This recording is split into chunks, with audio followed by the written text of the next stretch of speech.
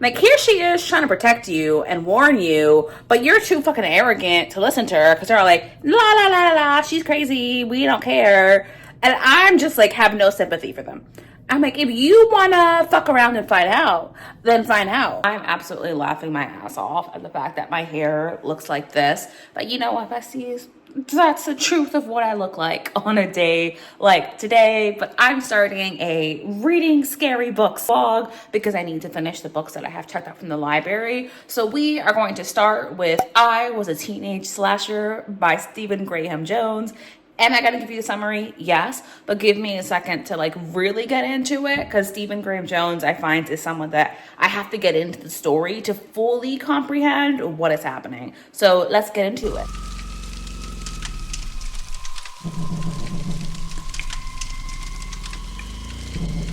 Page 117 of I Was a Teenage Slasher. It is the end of the night for me. It's about 7:30 p.m. and I'm confused. I am confusion. So we have this kid named Tolly, and he's telling us the story about this summer where he killed a shit ton of people. He was a slasher. And there's some kind of element in here, and he's talking about like how he's now bound by like the slasher tropes. And he starts off by telling us the beginning, obviously, the events that led to it. And the scene that I read with him, he's deathly allergic to peanuts. I was like, you know what? It's a fictional book. I can root for you, dude. I can root for you. But I'm not sure that I'm following what's going on. I don't know that I am, and there are two timelines of Tolly in the future, and Tolly, I'm sure I'm mispronouncing that, in the past when he was killing all these people. And I low-key am just very confused. So I'm hoping that by the time I reach the halfway point, I understand. But also a lot of it is just like building up. He has not killed anyone yet. But something did just happen. I don't think he understands the significance of what happens, but it's very interesting. Good morning.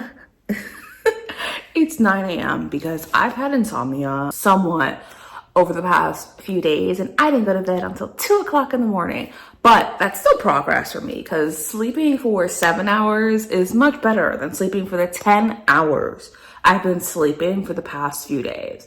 I'm aware that my hair looks like this. I stopped putting my hair up in a bonnet before I go to bed, so she needs a minute to fall. However, besties, I thought about this all night when I couldn't sleep, and I've decided that I am unfortunately going to DNF I Was a Teenage Slasher. I try to make more progress in it after you and I spoke, and as you can see, I'm almost halfway through, and I hate to say I just don't care, but I just don't care. I don't care that he killed all these people, and I don't really care how he became a teenage slasher. In fact, I like, just kill them. I get it. My dude. Mild spoiler here, so proceed with caution. They try to kill you with a fucking peanut because you splashed some girl with pool water. And I'm not saying she deserved it, but I'm saying God's timing is always right. I stand behind you and your decision to kill them. However, the aspect of this that I was enjoying is really trying to understand what the hell was happening, because it's as if our main character, our hero Tolly, is actually almost possessed in a way. I'm sure there's some deeper metaphor within there, but unfortunately the stream of consciousness style of writing just is not working for me. And I understand that that's culturally relevant, and 100% am not saying in any means whatsoever that this is bad writing, because it is not.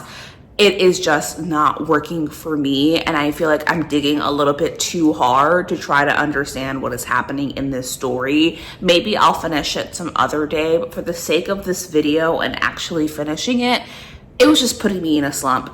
It was a lot of hard work, and what I'm really looking for is a quick, breezy, fun, silly story. I just wanted to update you. I am DNFing this, and for a point of reference, this is my third attempt at Stephen Graham Jones. I have read Night of the Mannequins, which I really did not like. I gave that 1 star. I have read and DNF'd The Only Good Indians, but I will say I enjoyed The Only Good Indians a lot more, and that was more of a soft DNF because I just forgot I was reading it, and I was reading it on Everend, so then it went away. I do have the physical book, but I do enjoy the audiobook a lot more. When I say I might return to this, I might return to the audiobook because I've heard that the audiobook is really great, and hearing the stream of consciousness might be a little bit easier for me than reading it on the page. With that said, my breakfast is burning, besties. So we're gonna move on to the next book, which is either gonna be the Haar or Annie Bot, and I think I'm gonna prioritize Annie Bot because it's a little bit short. And it's also a library book, which I must return. Y'all, what the fuck? I just got back from the gym, by the way, and I read the first page of Annie Bot and was like, immediately, no. The man, please, I don't want to read about him. So we're gonna try the Haar, and apparently this video is actually trying to find a horror book that I like. So fingers crossed for both of us, besties.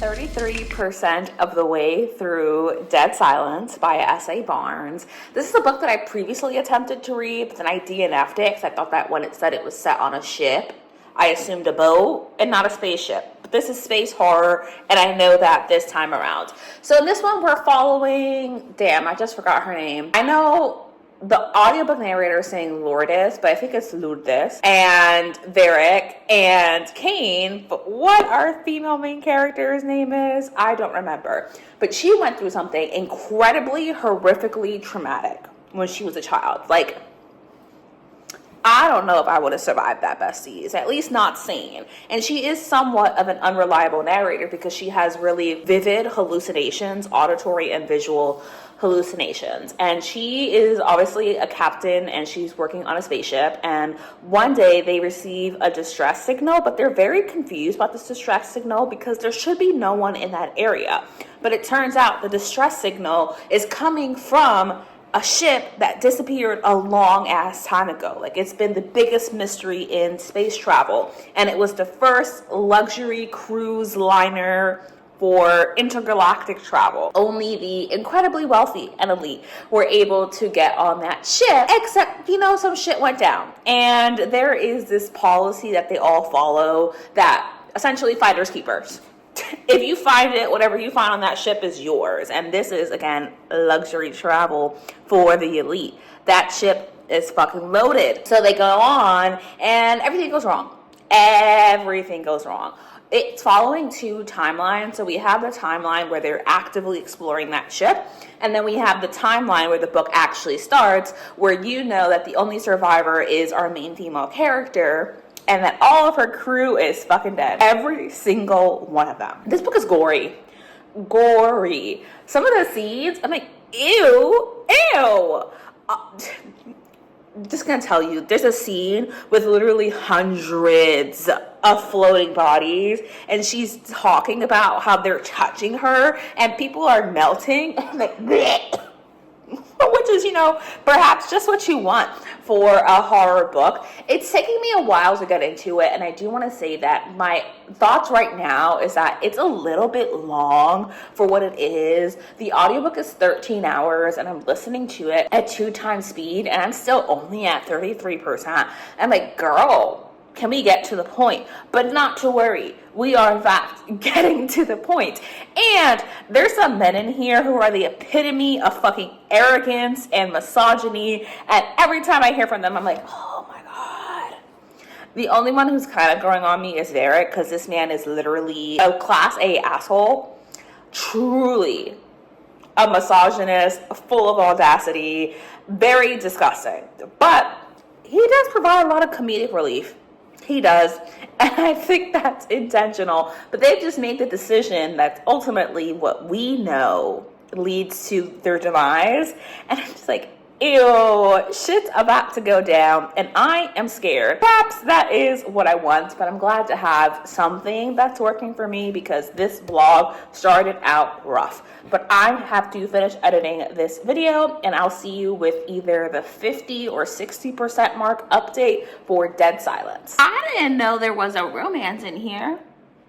Me reading them, I'm like, stop fucking. Stop fucking. I'm not invested in the relationship because obviously this is a horror, but like good for them, I guess. Too bad they don't know they're about to die. I'm officially 67% of the way through Dead Silence by S.A. Barnes. It went in a direction that I am enjoying, but I have to say the way that every single person Claire, is that her name, encounters, gaslights her, pisses me off. Like, here she is trying to protect you and warn you, but you're too fucking arrogant to listen to her because they're like, la la la la la, she's crazy, we don't care.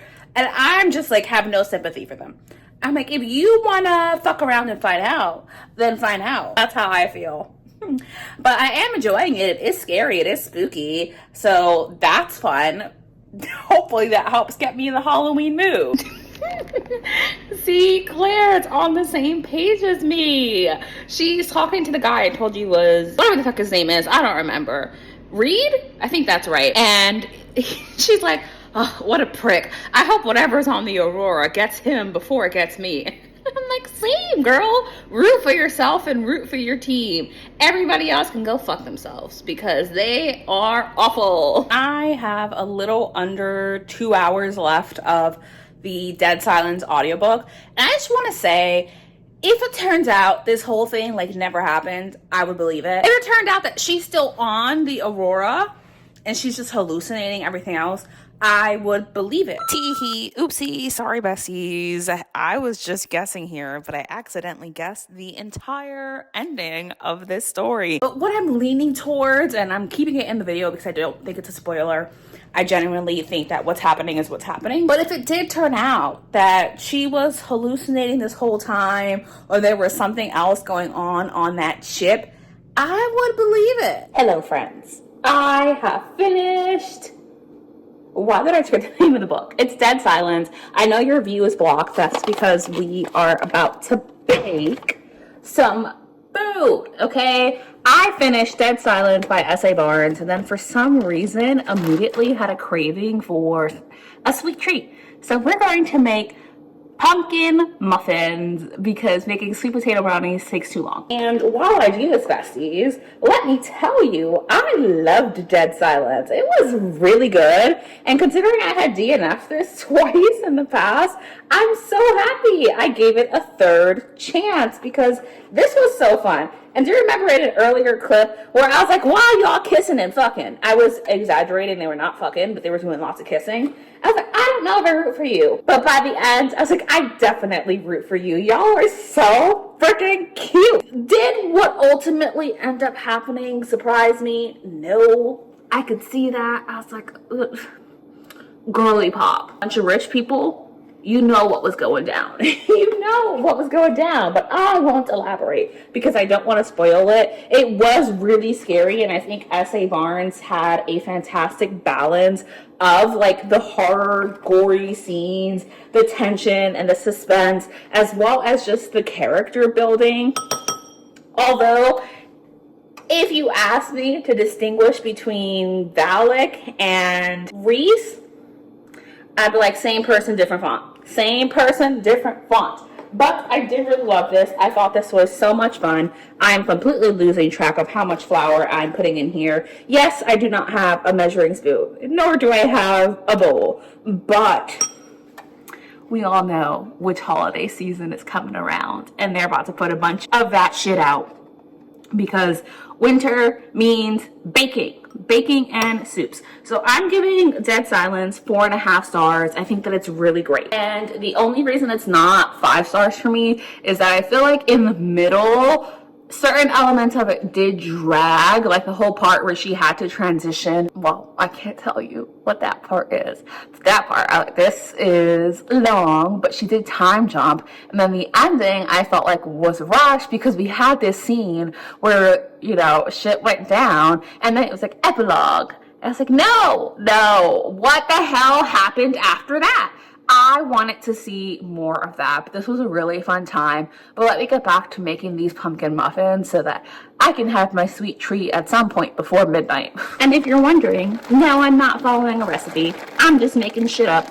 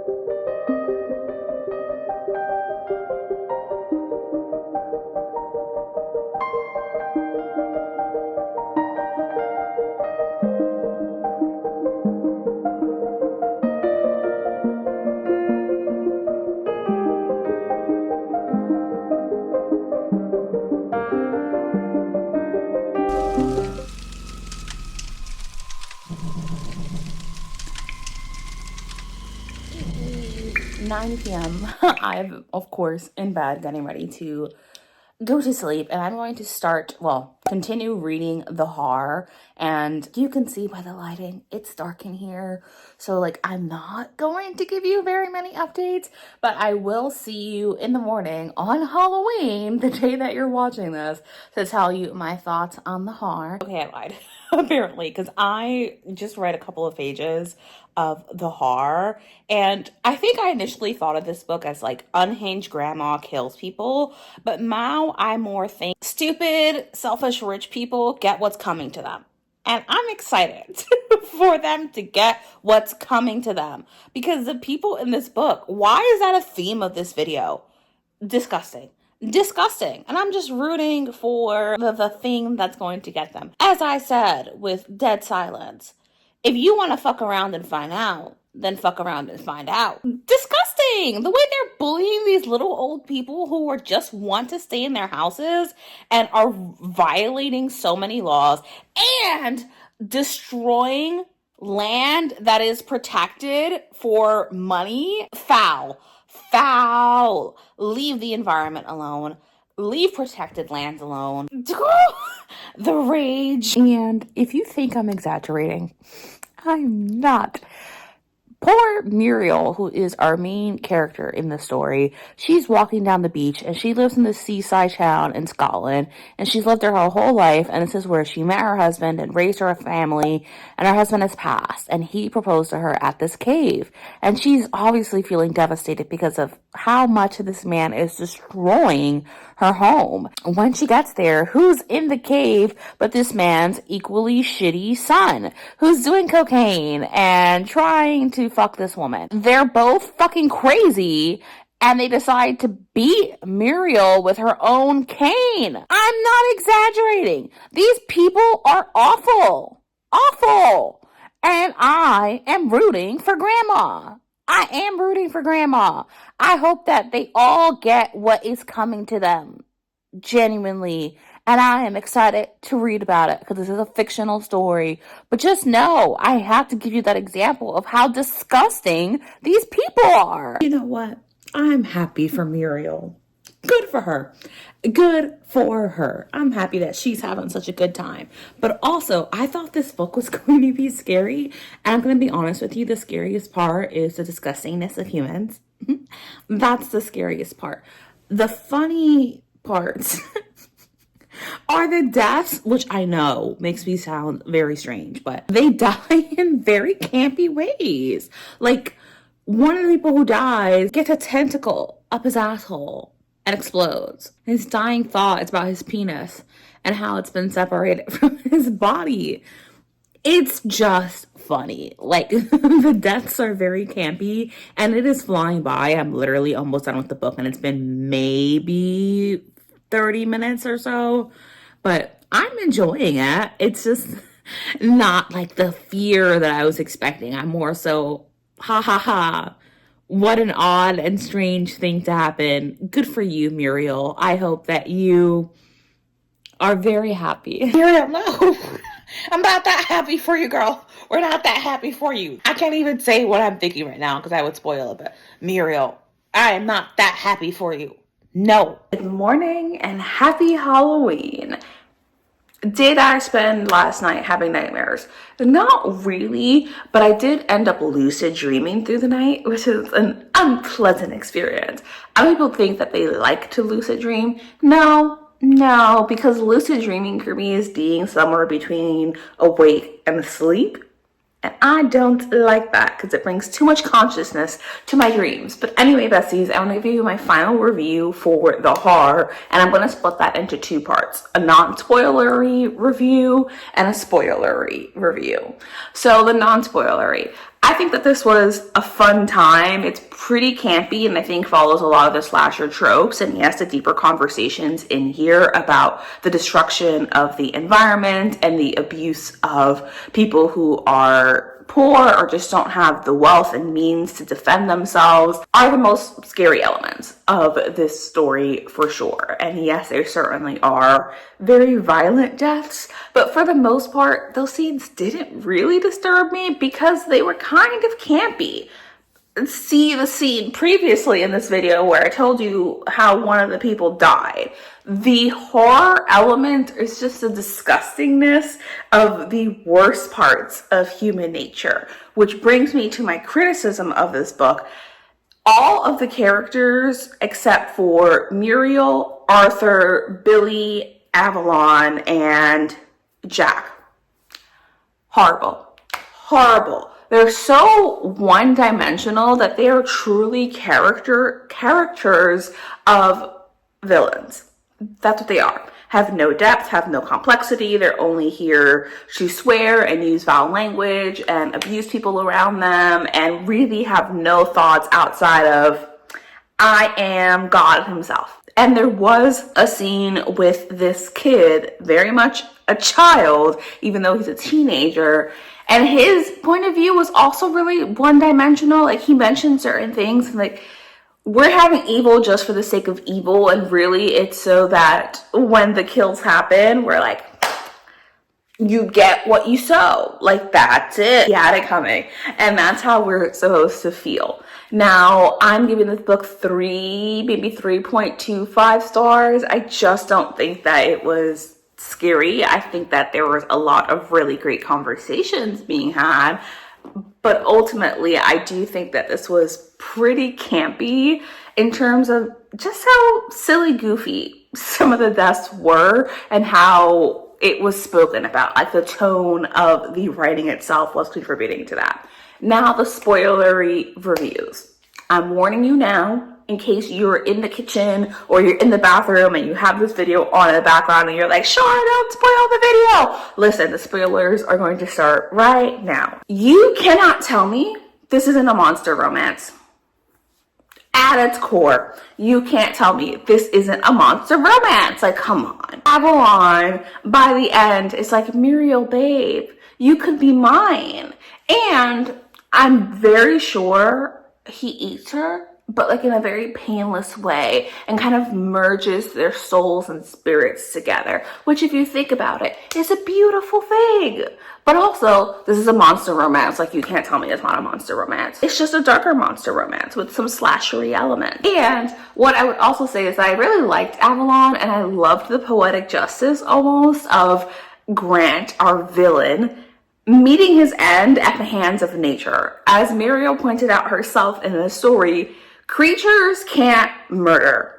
They can only survive, and they kill for survival, and that is what Avalon is doing. But Avalon is also a higher being. He has been around for many centuries, is incredibly intelligent, and mostly, I think, just in his creature mind, doesn't really view humans as anything but, like, perhaps entertainment and mostly a food source. Now, there was a scene where Avalon does take on Muriel's form, and it's like, good night, sweetie. You don't want to hear about the murderers? I put you to bed. Shh, go to bed. And he takes on her form when she was much younger. I'm talking like maybe 19, 20 years old.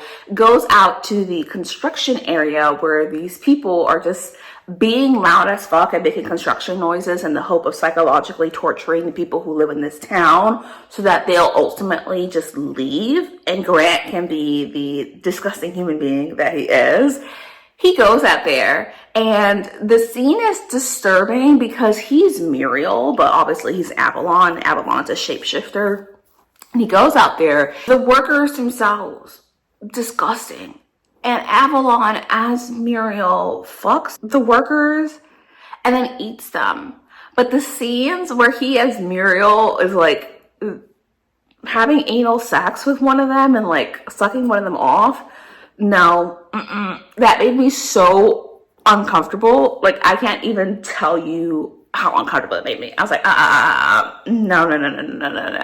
no. But anyway, I do think that the ending was sweet. I'm happy that everyone got their just desserts.